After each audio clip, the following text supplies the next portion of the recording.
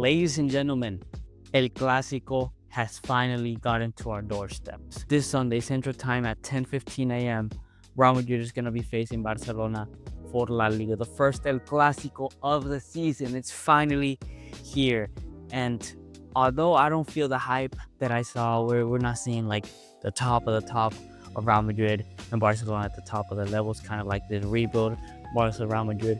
El Clásico is still the biggest game in Europe for the entire year. So I am, of course, very excited to see this game this Sunday. Now, today I'm going to be doing a preview to the Barcelona Real Madrid game. So let's go ahead and start with Barcelona. Barcelona, this is not the Barcelona that we were facing last year coming into this year. This is not the Barcelona that was playing that incredibly solid back line to where nobody could crack and that was scoring 5 past every single team that they faced. They are scoring a bunch of goals still, but defensively they've been looking very poor. They've been receiving plenty of goals, and this Barcelona looks quite shaky, if I do say so myself. I mean, Barcelona still look incredibly dangerous on the offense, and although Rafinha is still on injury, Lamine Yamal has not shown signs of slowing down. Rashford has been an incredible player for them to have. He has really seen a resurgence from those Manchester United days. And Fermin Lopez is really stepping up to the plate. To add to that, you have an incredible midfield between Frankie de Jong and Pedri, and you got those fullbacks in Balde and Koundé who are really finding it well attacking-wise. Now, the biggest issue for Barcelona, we kind of saw it last year at points, is the defense. Defensively, this Barcelona team is super weak. It's way weaker than it was last season. And it seems like teams have started to figure out that high line that Hansi Flick loves to implement. We've seen them fall short to a PSG with one less man. Once again, beating that high line. That high line is no longer effective or as effective as it was last year with Inigo Martinez. They fell to Sevilla 4-1, brutal beating that they received. Nearly all the goals came from that high line, just a simple ball over the top, and they're one-on-one. The goalkeeper has made incredible saves against Rayo Vallecano. That was an incredible game for Joan Garcia, the player, the goalkeeper that was making those incredible saves. They have Szczesny now in net, who hasn't been doing it bad. He's really been holding it up for Barcelona as much as he can, but there's a lot of times where it's just a one-on-one, easy one-on-one. I mean, against Girona, the most recent game that they had, luckily to them, they didn't lose by like 4-1 because Girona really had multiple chances to really put this game to bed, and they simply decided to leave Barcelona alive. And they ended up winning that game, but it really doesn't show how lucky Barcelona was to come out with 3 points. I am hoping that they're going to play that in same intensity, that same high line that they implemented last year and that they implement this year, because Mbappe right now seems to have learned how to run. But we'll get into Real Madrid in a bit now.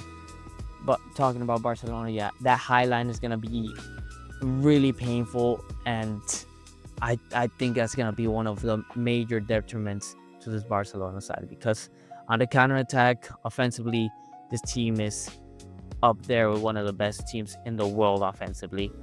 But that defense, man, they really got to take care of that against Real Madrid. Talking about Real Madrid, it's time to get into them, how Real Madrid can abuse Barcelona's back line. As I said, Mbappe, he's had an incredible run of form. He's finally finding his boots after 6 months. He still had an incredible season last year. This year seems to be an even better of a season that he's going to end up with. He is really racking up the goals, and he is hungry for Barcelona. I can tell that guy is hungry. He is going to aim to make them crumble. Not only that, you got Vinicius Jr., incredibly fast player who can really rip through that Barca back line if they continue to do this, if he's able to run correctly. And I think two of our most important players when it comes to really abusing that high line that Barcelona uses is going to be Bellingham and Arda Güler. Bellingham, we know that guy is world class. Hopefully he is back at 100%. He didn't look at quite 100% against Juventus, but he's looking better every game that he's able to play. Hopefully we even able to see an even better Jude Bellingham, who's able to attract that mark and put those little poke throughs for Mbappe or Vinny to run into, or whoever is on the right side. And Arda Güler, offensively, he's had an incredible partnership with Mbappe. He's been that guy who's been able to put those passes, those balls through, even against Atletico Madrid, who are known for pretty much being quite tight defensively. He was able to rip through them with a couple passes, and he was able to score and give that assist up against Atletico Madrid. We did end up losing that game, and he is a bit costly in defense because he is not the best defending, but this is going to be a pivotal game for Arda Güler. Hopefully he's able to start, and if he is able to start, as I said, he's gonna have to be in his toes defensively a lot. But what I've noticed with the Real Madrid team is that a lot of times, nearly all the teams that we've played recently, they've dropped back, let us attack, and we've gotten a bit too comfortable, and all of a sudden they have one counter attack. Valverde and Alvaro Carreras are up top trying to generate something. Tchouaméni's a bit too far up, same as Arda Güler, and it ends up being just a simple through ball and very dangerous. We saw that against Blajovic. We saw that in the Atletico Madrid game, to where we were really easy to break through.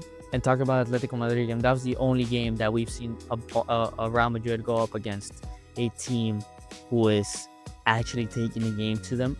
Because the reality is that against Juventus, Marseille, Getafe, all of these teams, they've waited for us, and of course we've overcommitted, and there's been instances to where, Militao has to make a last-ditch effort, Asensio has to make a last-ditch effort, Courtois has been very lucky. This Barcelona is going to aim to have the ball more than us.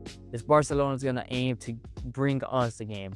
So we're going to have to relive those moments that we lived against Atletico Madrid, and it's going to be down to our defense, to Arda Güler, to Jude Bellingham, to all of us, to Mbappe and Vinny, to be on point in defending, because we're going to depend on Vinny having to track or try to track those runs that Koundé is going to be making to get those crosses off. Mbappe, same thing on that other side with Valde, we know he's an incredibly good passer of the ball. He is incredibly dangerous when it comes to running down the wing. And especially with that Rashford combo down the middle. And Fermin Lopez, incredible dribble. Arda Güler is going to have to be very attentive to trying his best to defend against Fermin Lopez, against Rashford. And of course, he's going to have help, but he cannot be standing around like he did against that Koke goal. He's going to have to press those players. So it's going to be a big challenge for Arda Güler, more defensively than offensively. So it does seem like these two teams, they're going to struggle defensively. Barcelona with their high line, I don't see Hansi Flick changing, especially now that he's got a red card.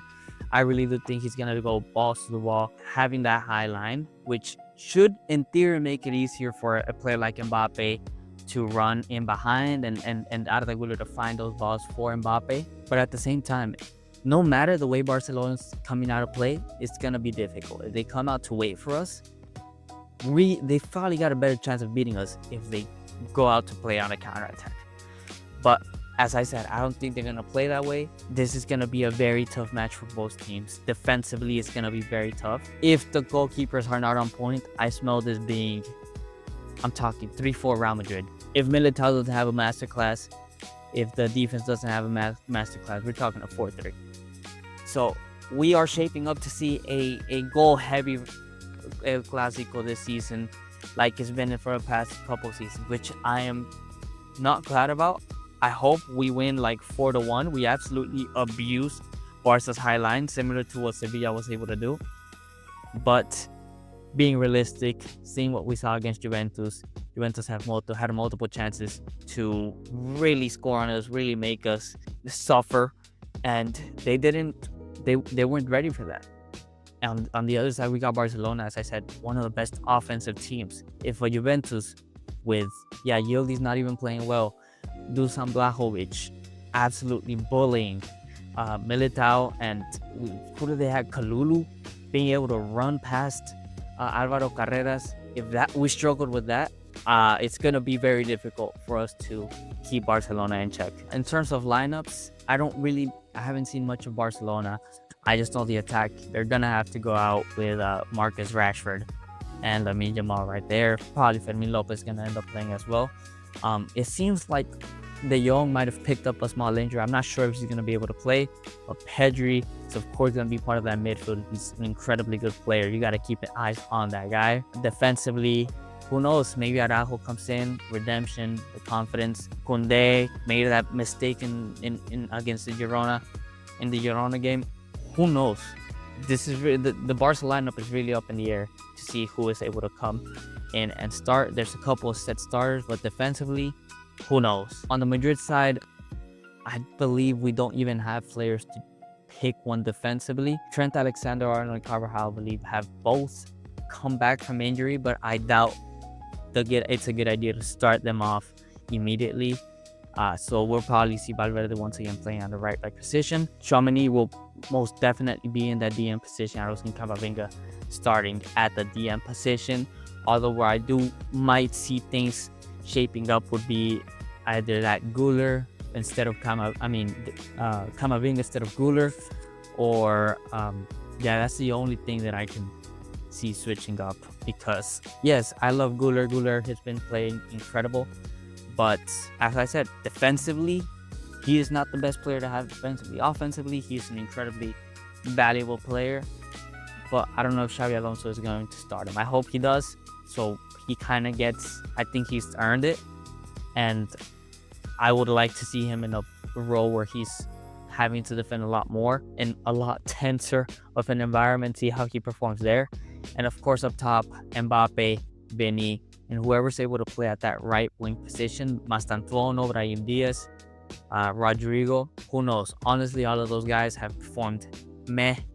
Rodrigo would be my pick to play at that right wing position.